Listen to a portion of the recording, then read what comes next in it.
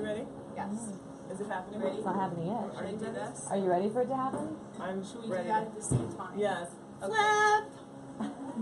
I shed. All right, here we go. We are live Okay. in 5, 4. Is it counting down? I'm counting down. Then it counts down again, doesn't it? It does count down. Hi everybody, welcome to the Hammond Hang. My name is Emiko. I am the social media liaison and roster artist for Hammond, Oregon, as well as being the host of HTV. Today I am joined by our wonderful Hammond sister, Dr. Gail Surden. A couple of house rules before we get into it.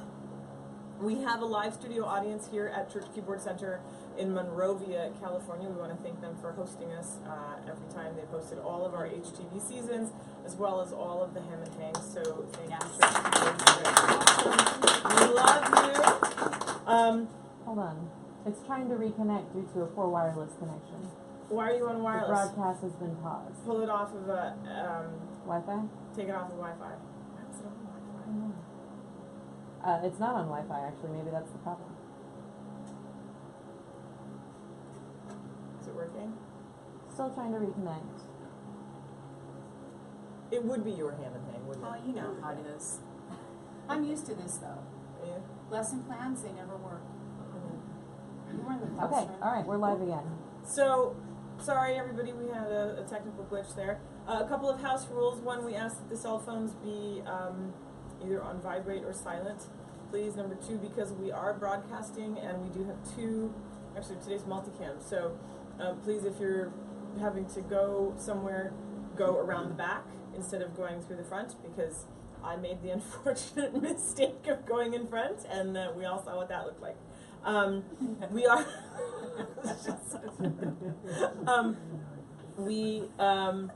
we do take questions, so for those of you on Facebook Live who are joining us, we'll be taking questions at the end, or if you want to type them in the comment section, that's fine, and they'll be read out during the Q&A. But this is a family show. We do have kids present, so please keep it appropriate, we always say, and then let's have some fun. So, Dr. Gail Surden is a Hammond sister. She's a composer, songwriter. She also, what's cool is you're a melodeon player. You play our Hammond melodeon as well. And she's an award-winning jazz educator. Well, you're welcome, but I didn't give you the award. If I could, I would. I think perhaps what makes you so unique and so important in today's music community is your unwavering championship of music education and young artists, I think at all levels and all genres. That's something that has really set you apart from a lot of other artists who happen to teach on the side, but this is something that's part of your life and part of who you are. So I want to start by talking about the mentoring and educational programming that you've developed. We have some of your students and your proteges here today, and how you bring in the Hammond to your process. Let's talk a little bit about that. Well, I am a piano lab teacher, and I'm in the high school 5 days a week, ages 9 through 12. And Ages 9 through 12? Excuse me. Levels 9 through 12. Grades 9 through 12. And anyhow, I bring my rig up into the classroom for them to have that experience in the classroom amongst just learning how to play the piano.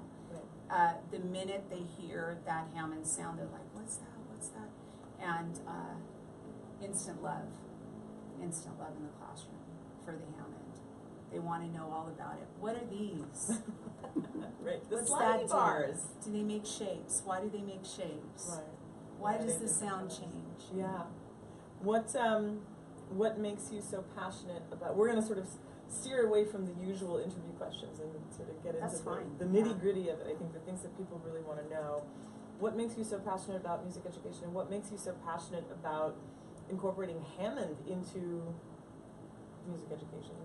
I've always been passionate about music education because the teachers that I had growing up were always willing to let me try out different instruments, teach me about different things in music. They also supported things that I would do, like play different styles of music, so it wasn't always, you know, what the curriculum, Right. they asked the curriculum to be, Right. so it could be outside of that curriculum. Right. And then, it's interesting because I started out on organ and then later learned piano. But in the schools, they only had pianos, acoustic pianos. Right. So there were no organs, so there were possibilities that I could use an organ, even though they were very heavy. But the teachers would support that. We'd bring them into the classroom, things like this, and they were always Hammond.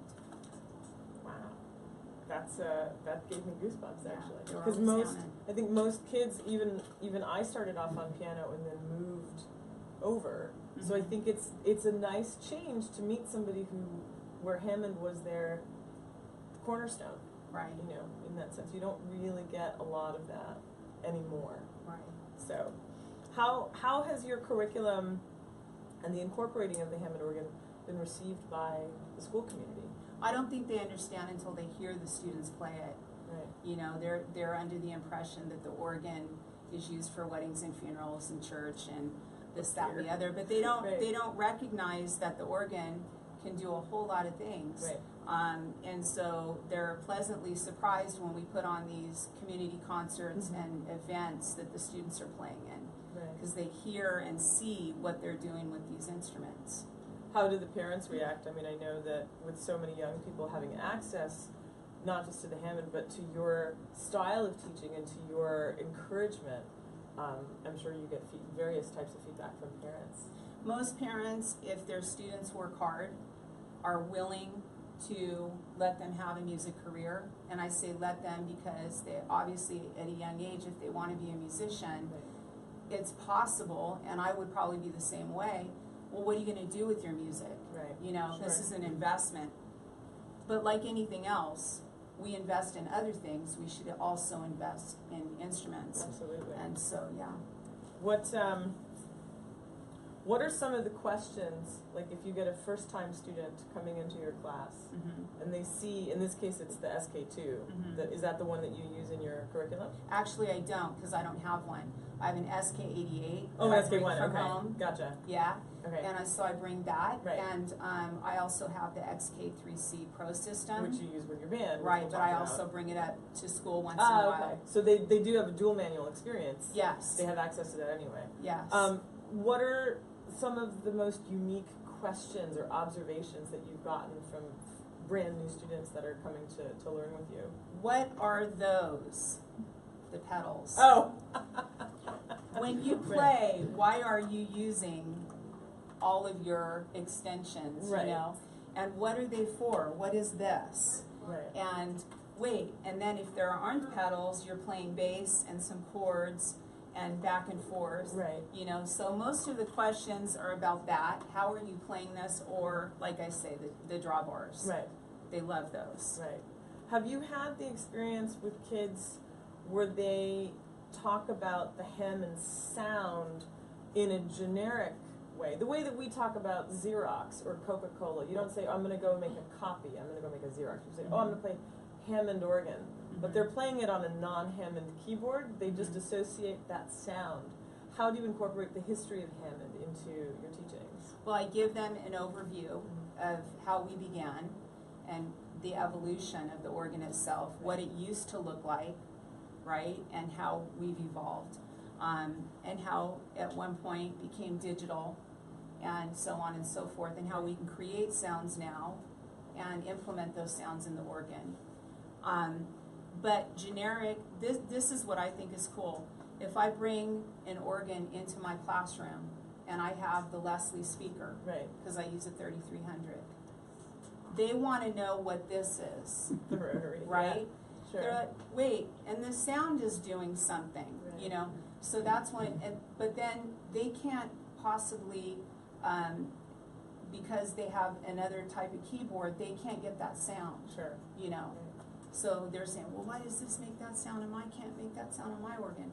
It says it has that, Right. but it's not sounding the same. Right. So those are some of the things that happen in the classroom. If it's not a Hammond, it's not real. That's You the know. rule. That's the rule, and we can say that. We can say that. This is true. I know you brought your guitarist with you. Mm-hmm. and we're gonna have you perform a few songs at the end, but I know that one of the things that you do is you integrate composition, arrangement, and even remixing in your program with your students. So I know you wanted to perform a piece, What If? Yes. That I understand that some of the kids did remixes to. So I guess we should bring up Yaron Levy, your Sure. guitarist, because he's gonna accompany you, right? Yes, that'd be great. So I'm gonna step away, Right on. and we're gonna hear one piece from Dr. Gale, and then we'll do more at the end as well and continue with questions. Hey, you're on. Good. So let's just take it from the top and do our thing. What if, yeah.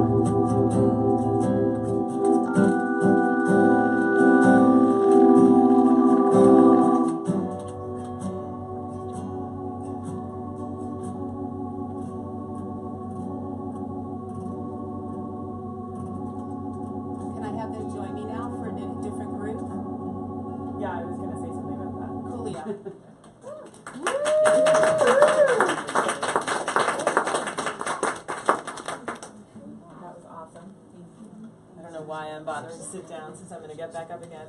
One of the things that we talked about, Dr. Gale, was that you had the kids remix this piece, right? Well, I didn't have them remix it. This is the beauty of this, the classroom.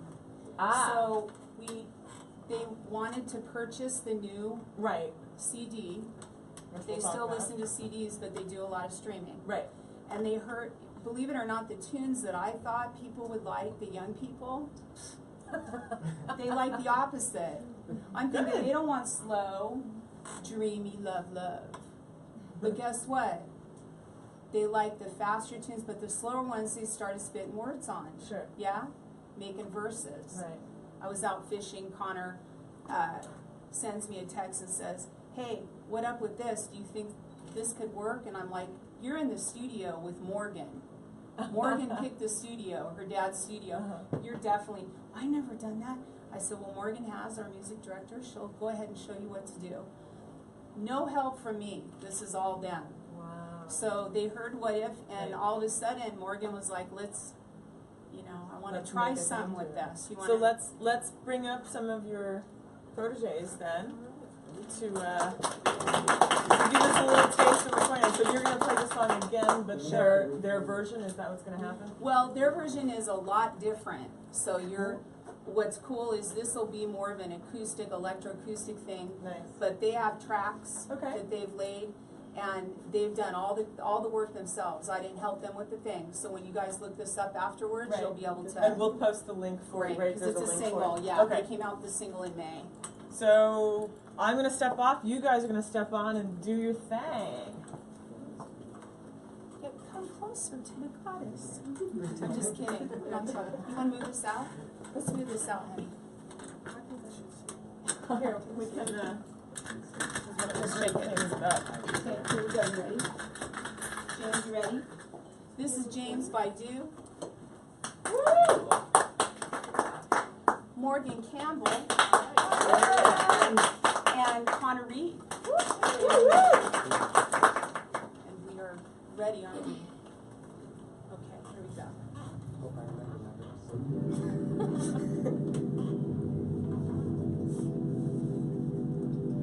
Maybe your groove.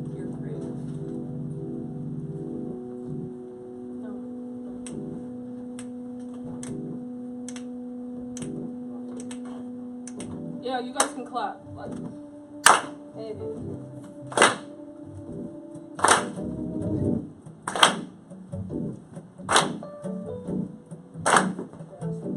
What if the whole world was falling? No one else could help you. What if God is man, we gotta stay focused. What if you would never make it? We just gotta keep our head up, keep it moving, yeah. We just gotta keep, okay. Time is wasting, and still the world ain't changing. We trying to save ourselves, but ourselves we still need saving. They think we gon' rebel on them due to segregation. Always been the most they praise, stay patient. Mama sitting on the front porch, yeah, she waiting. How she gon' feel? Hidden words it didn't make it. Guarantee her whole life should be shaking. That was a young black king up in the making. It's a shame we gotta live like this. Big mama with a hip like this. Wake up to that good food, sugar in your grits like this. I never thought I'd take it like this. Only grace of modesty, taking this thing in black. I put my hoodie on, now I gotta wash my back. It's a shame, but I swear, man, it's just a fact. From when you say they can never, I can take a day, yeah. What if the whole world was falling? No one else could ever help you. What if God is man, we gotta stay focused. What if you would never make it, yeah. Hey, we just gotta keep our head up, keep it moving. We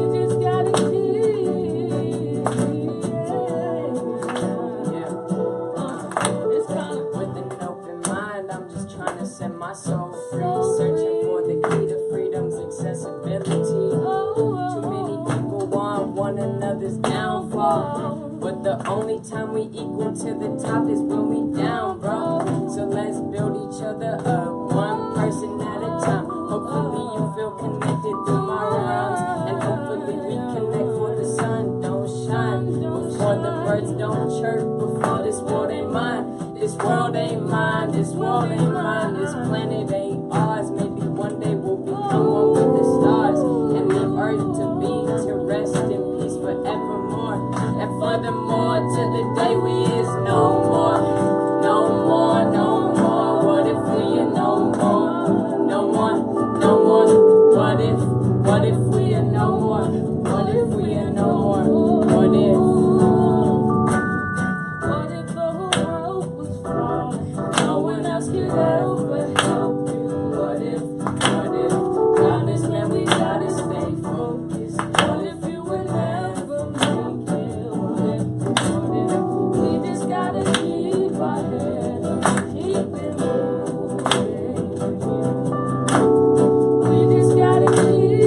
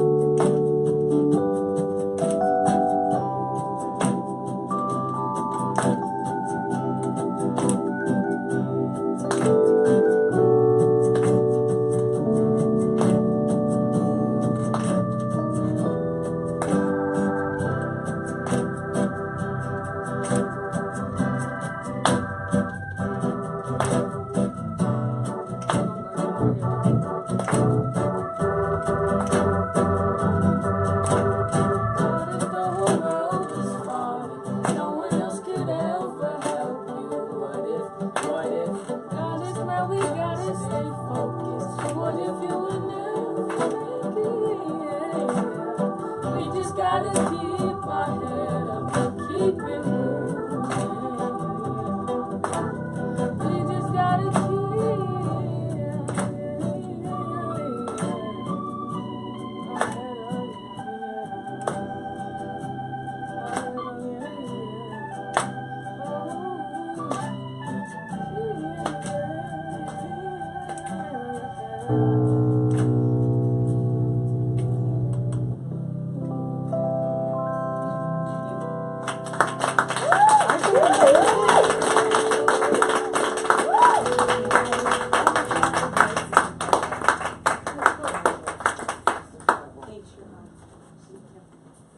Amazing. Wow. I'm not gonna drag that chair back over here. That's okay. I'm just gonna sit on this. Those are cute. Thanks. You know they're still alive, right? Yes. Okay. Now I have to sit up straight. I have questions and now I want to throw them all away and I want to ask new questions because there's, bless you. Bless you. I bet you were holding that the entire time you were playing. You're like, don't sneeze, whatever I do. Actually, you know what? Can I bring you guys back up here for a second, just for a minute? I want to ask. Can I ask them some questions? Is that okay? Yes. To James, Morgan, and Connor, just really quickly, I want to hear. Let me get over here so that you guys can be. Let me find out from you a little bit about, first of all, what's it like working with Dr. Gale, being one of her proteges? And then I've got a couple more questions for you. I know this is your interview, but No, this is great. I want to know. Well, I just want to say that, like, well, first of all, it's crazy. Like, I hope every one of you has, like, an opportunity to work with somebody like her. Because I remember basically the first time, like, I didn't really, I was in the network because of Weeston, so I didn't really know you as well, but I'd seen you every now and then coming into the class. But then I went to the Cypher because Weeston wanted me to film at the Cypher, and I saw James and Morgan and Shane, and they were like playing in like no, it wasn't the Cypher, it was Casey Better wanted to. And then I saw them all playing, and I was like, wow, this is what she does. Like, cause I'd never seen them like doing what they do in their element. Like, I just seen them outside of them, and I was like, wow, like this is what they do. This is what you do through music mentoring, and it was crazy to see it. And then I got an opportunity to like actually be a part of that. And now I co-teach her music appreciation class, which is dope. Yes, That's it is. really fantastic. For me, I met her because she was my piano lab teacher my freshman year, and I always like was into music, but like she made it like comfortable for me to be like. It was dope because like she opens up opportunities, but not only that, like she supports our vision. She sees our vision and she pushes our vision. So like us like working with her is like, you know how you have youth programs and it's about youth, but this is really about you. Right. Like we sit in the studio and create our own stuff. Like she doesn't help us and we do that, and she just gives us platforms to really do what we've always done, but just do it at a higher level, and we learn the business of it. So not only are we artists or musicians, we know the business. So when it is time for us to go on our own, we know how to handle both sides of the whole experience. So you know that Facebook Live has forfeited your right to collect a performance royalty for what you just did. Just so we're clear. James, what about you? What about you? Well, I met Dr. Gill Cerdan freshman year. I was actually put into her class by accident, and I was trying to find every way to get out. In fact, I didn't know where middle C was on the piano at all for the whole semester. And then, like, all my older cousins, they all play instruments at the church. So they're like, you have a piano class, why don't you take the time to learn? I'm like, I don't want nothing to do with that. Came back sophomore year, summer, got into her class again, and I was like, I want to learn. If you're willing to show me, I'm willing to learn. So then, took off from there. Started learning on my own. She helped me with a lot. I currently play at my church, so, and it just took off from there. Fantastic, guys. Thank you guys for sharing this with us. How do you feel? Let me ask you this question, then you guys can go slump off in the back and eat the food that we have. See, if you're not part of the live studio audience and you're watching from home, you don't get the great spread that Church Keyboard Center prepares and Hammond Organ prepares for everybody here. Because like I'll start with you, James, because you were playing the Hammond SK1, the 88 and the 73 behind you. So he had two single manuals, but he was using them sort of as a dual manual, which is really cool.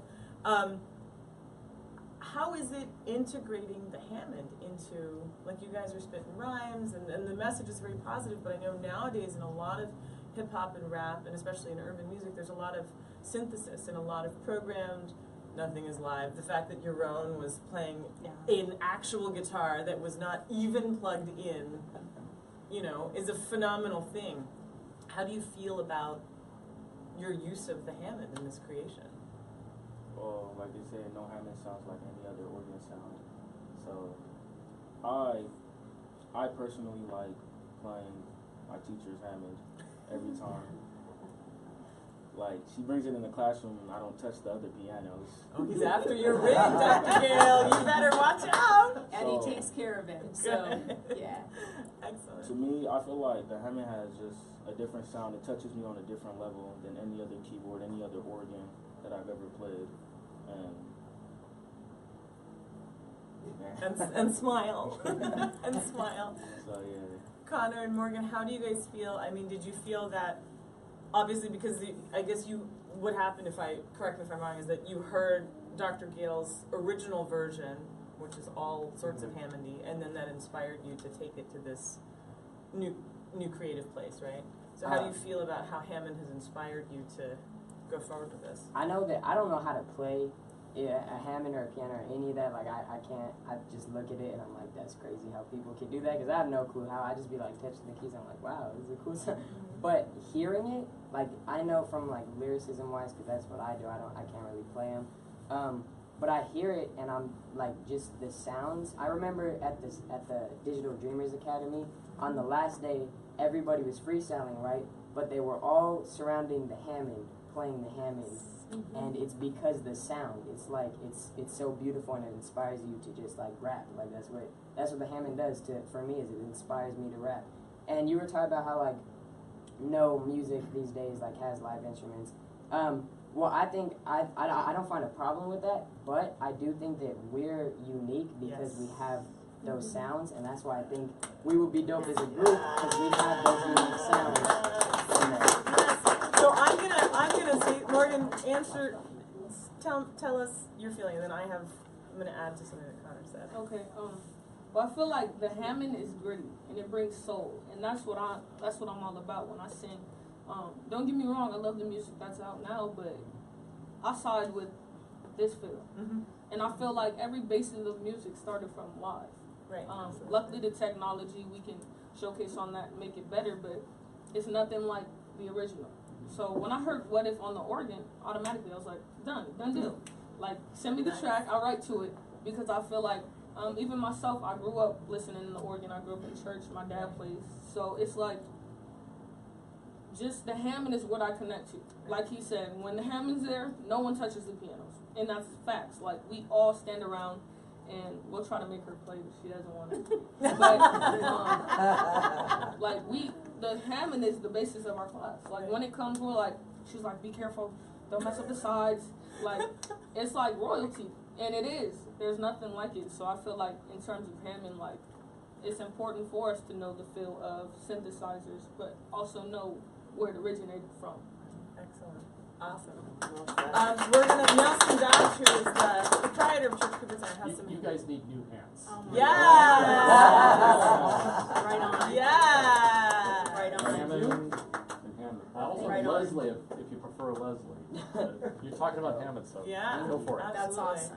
You That's guys, awesome. that is so cool. Thank you for sharing your, Thank you. your music, your Church thoughts. Center, thank you. This is great. If you guys want to go have a seat, then I can keep asking your mentor all these questions. Thank you guys. You guys are awesome. Awesome. Wow, this is totally not going according to plan, so I'm just going to take this and put it somewhere because I don't need that anymore. So, Hammond brass knows this about me. We wouldn't be working together in this capacity if they didn't know that I was a loose cannon. They all know I'm a loose cannon. I think I would be hard-pressed to say that somebody would be unmoved by that performance.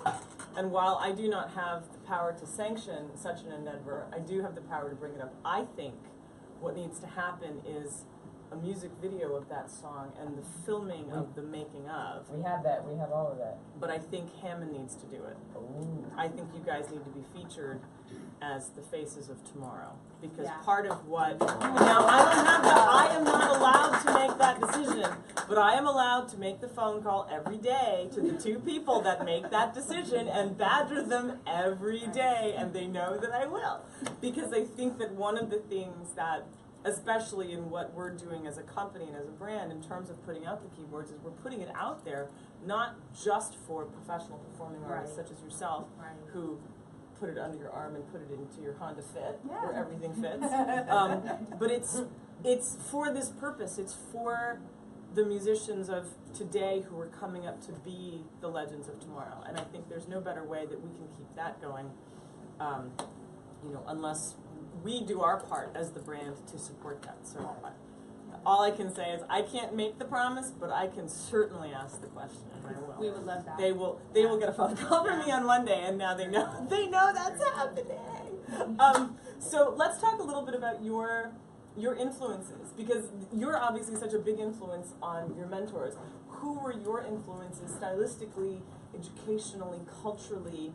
Because I want to get into your artist side. Sure. I mean, it all sort of melds together, I think, Sure. but because you do have the album out, you are performing out more and more and more. Let's talk about the artist, Dr. Gail Certain. Influences. Rosemary Bailey. Okay. My first teacher was Ellie Ward, but when I was a teenager, I was able to take lessons from the Piper girl. If you remember the Hammond Piper, she was the model and the one who played the Piper. Oh. So Rosemary Bailey from Chicago, right? And I took lessons from her for quite a long time, and I would consider her to be my mentor, showing me how to make arrangements on the organ. Barbara Seville, playing the Hammond Elegante, would go out and play concerts for Hammond, was employed at 15 with a music store at the same time. And she basically said, would you like to play a concert here? Would you like to, and I did this through a music store and through her being my teacher, my mentor. I'm sorry, where were we going? Influences. I'm messing with you. So Ethel Smith, of course, Love the Waves. Yeah? Oops, where did it go? On my Tune Time on my album, I do this, and Yaron was laughing at me in the studio because he's like, where's that coming from? And I go, it's the wave. Right? Ethel Smith. Yeah. Shirley Scott. Notice I'm starting with all women. Shirley Scott, if you read her liner notes on Great Scott, it talks about how women aren't as powerful as male performers because they don't have that drive or groove. And this is in the liner notes, right? I paraphrase. I'm pretty sure that we've But blown that out of the water at this she's point an with you. amazing Oh, yeah, organist, right? absolutely. So, early influence. Yes. I love Jimmy Smith, Jimmy McGriff, Jack McDuff. Yeah. I love Dr. Lonnie Smith, and I love him because hip-hop players sample him. Yeah, absolutely. So you know how James Brown is supposed to be the most sampled in hip-hop type of thing? Right. Dr. Lonnie's right there all the time. Yeah. Like, these kids love his music. Yeah. And I do too. So those are some of my influences. I did get to meet Jimmy Smith when I was going to school at Dick Grove School of Music. Oh, wow. He was playing at Carmelo's Jazz Club. We went after school, a bunch of us. Wow. And we were able to sit and talk with him after he played. That's kind of a highlight of my life because I got to ask him some questions like pedal tapping and how he's able, because in my band I have a bass player. Right, yeah. And I do things a little bit differently. Right. Yeah? Well, and in your band, you don't play the SK, you play the XK3C Pro, right? On my album it's an A. Oh, it's an A on the album, but yeah. when you played live, I play saw XK, you with the... Yeah, 3C Pro. How do you feel about the difference between that and the SK2? I love it. It's a little getting used to because I don't have one. But what's beautiful about this is you have other voices on here. Right, yes. So when I want to play a piano, an electric piano, Rhodes, a Wurlitzer, Clavinova, all these things, it's at your fingertips, and it's an easy switch. Yeah, Absolutely. So, and even though it only has one set of tone bars, it's pretty easy to switch and set them up on both keyboards. Right. So it's not hard while you're playing, it can happen. Right, it's pretty user intuitive, Yeah, I think, in yeah. that sense, right? So, I'm excited, and it weighs. Which I know is a, You know? is a big deal for us Hammond Yeah. players who always have to wheel, we used to have to wheel things in and out of venues, and magically all of our friends and bandmates all took bathroom breaks or They sure had to did. go make a phone call right at that very moment. We were left Yeah. alone, weren't we? Yeah. But now the XK3C Pro system, because I saw Dr. Gail play at the Edison downtown in Los Angeles, and she did a phenomenal Thank you. blues R&B thing. It was utter craziness. But that one does have the missing pitch bend on it, doesn't it? Yes, it does. And I miss it on this. I want to be honest.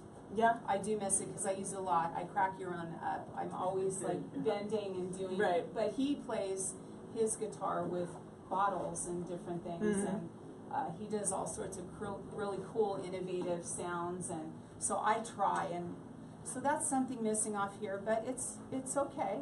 35 pounds is, and I have my little Leslie. Well, you know why there's no pitch bend on this? It's because that weighs 700 pounds. Yeah, To probably, add it, probably. the 35 pounds would go away. But there are other things on here that are not on my XK3C, yeah. so we can go there too. Sure, absolutely. We won't, but we can. But we can, Yeah. right. Your album, Yes. White Woman, Black Music. Right. Yes, I got it. Because for a long time I kept switching the title around. Is available, it's out now. It's absolutely phenomenal. Thank you. Is it for sale today? It is. For our studio audience. And for It those of you is. who are watching online, it's Dr. Gail Serdan, GAYLESERDAN Got it. .com. If you don't know how to spell .com, I can't help Talk to us about how the album. I want to get into the album title, but first I want to talk to you about the album and the songs on the album, and because Dr. Gale's going to play a couple more pieces at the end. But talk to us about how the album came about. It's interesting because all the tunes are written by me, but some were written in the classroom. The What If tune was actually an assignment, a composition assignment using Finale notational software and Logic software, recording software. And the kids were like, I can't write music, music's too hard to write. I said, look, you just have to have a hook, man. You just have to, you know.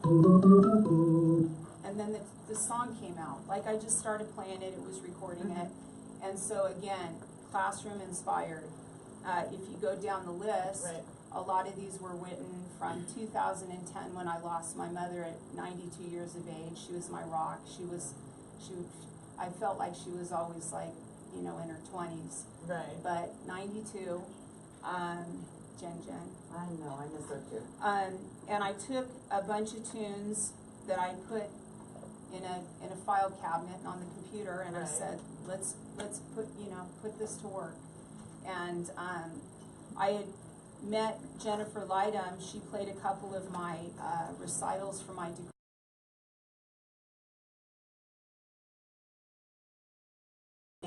She said, your own. And I met him. We had one.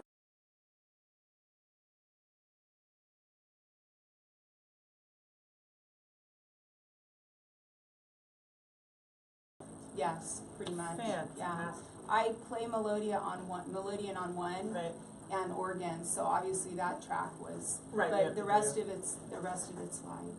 Yeah. That's fantastic. So and the title. So the title means this. Yes, you go there first and say I'm a white woman. Right. But I'm playing black music. Okay. But it's my music. Right. But no, I'm paying homage to where music is supposed to. We're supposed to say where music came from. Right. If we talk about jazz, if we talk about hip hop, if we talk about the Black Mozart that's missing out of our music appreciation books. The music history books. Okay. Yep, absolutely. And so I'm saying I'm paying homage to black artists, black writers, in how I write. See, I think that's so great. I think it's great because it reflects, in some ways it reflects the characteristic that Hammond is holistically, because it crosses all of those racial, ethnic, religious, genre boundaries. So anybody can be any color and play any style of music because Hammond can do that. But I want to give nods to the people. No, of course, of course. Know? But the black church, for goodness sake, gospel music. There's nothing like hearing the Hammond with the Leslie and listening to a church service, and and hopefully I have some of those characteristics in the music that I've written. So really paying tribute to and being culturally relevant is very important to me in the classroom as much as it is through my music. So my proteges know this. I'm always talking about cultural relevancy is very important because it's missing, and giving voice to our young people instead of telling them what to do. Youth-centric teaching, where you have them do things and teach along while they're doing those things. Along with. So absolutely. I think we're gonna bring up your own again to play. A couple of songs. Cool. And then, so we are gonna open the floor up to a Q&A shortly after a couple of tunes. So for those of you who are joining us online, please have your questions ready, or if you've already posted them in the comment section, thank you very much. Otherwise, if you have questions, you can use the next two songs to enjoy and think about what to ask Dr. Gale. Thank you. I Take it away, you guys. Thank you. Thank you. How about my straps? Yeah, let's do that. This is a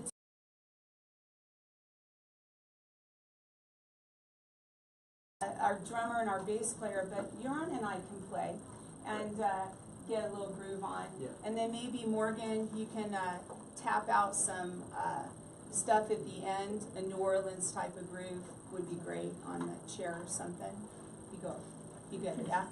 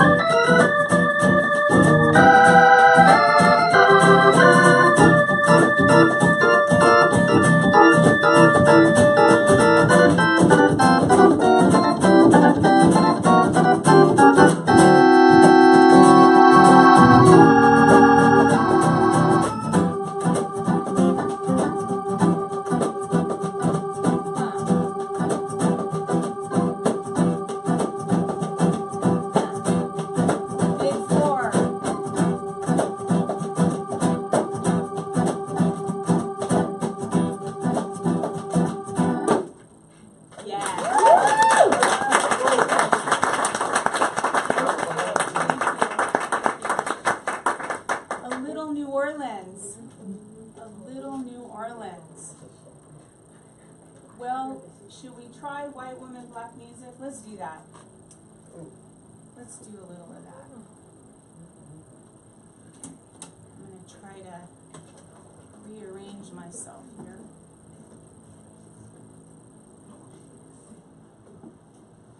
Morgan, you want to join us on this too? You can.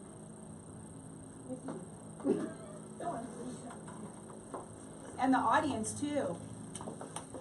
Clapping, tapping, in the middle of the rest. Yeah.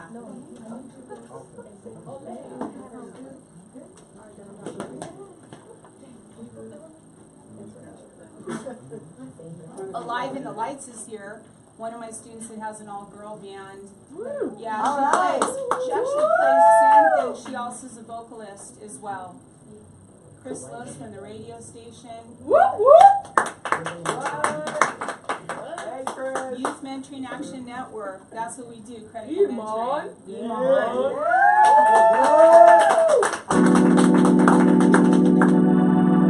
Okay, we're ready.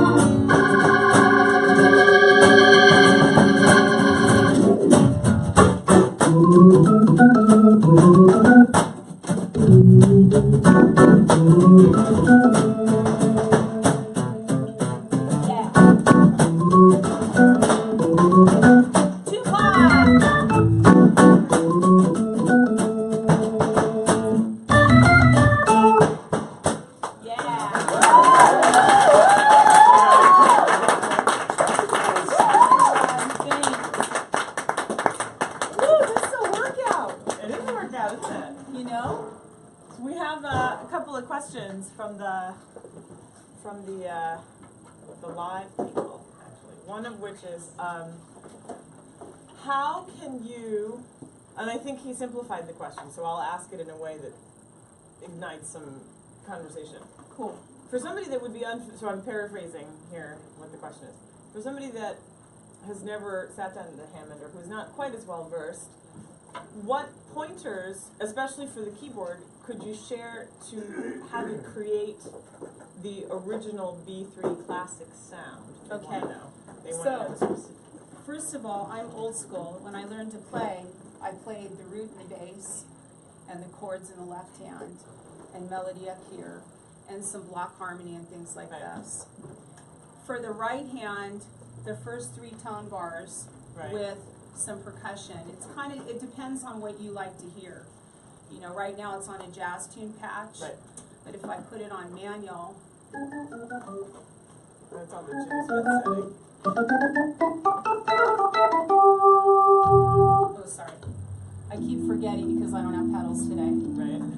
You know what I'm saying?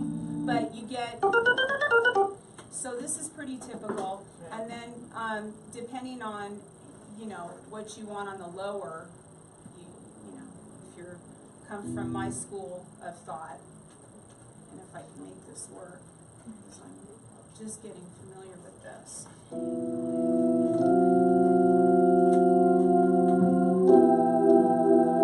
flutes are great. Yeah. But you know, and you listen to Medeski, Martin, and Wood, and he's constantly, this is how he gets his wah-wah, right? Yeah. So there's all sorts of functions you can do with this while you're playing. Wah-wah effects, different things. So it's really about finding the drawbars. It is. In that sense. And I remember when I was a kid, my teacher would write down registration notes for me by number. Oh. But then she said, now throw the numbers away and go by shape, because that way each time you play it, it'll be a little bit different, which I think is important too, because you don't want to sound the same. Absolutely. Yeah. Second question that we had is, what do you, this one I kind of, that was interesting. A lot of people ask technical questions, but we had a thoughtful question. What do you hope people take away from your music when they hear it? I would hope that they hear that intergenerational dialogue within the pieces that I write. That's my hope. I hope that when they're listening to it, they're nodding their heads, they're getting into the groove, they're dancing, they're able to have conversation while it's playing.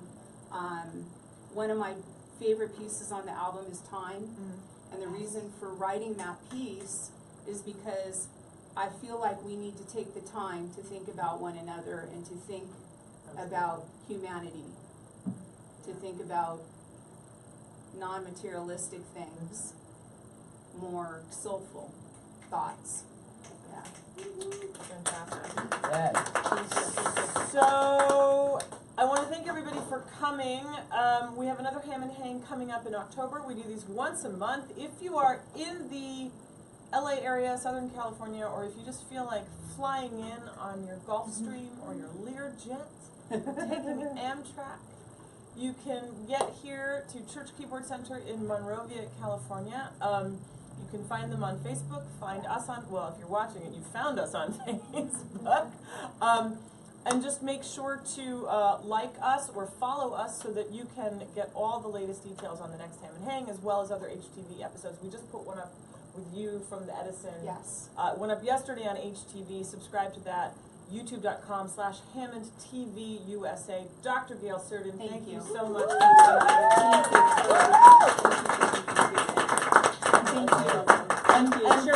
Thank you, Church Keyboards. Thank you to Dr. Gail's mentors. Thank you, Jerome Levy. Yes. Now we invite everybody to come hang. We're out. Peace.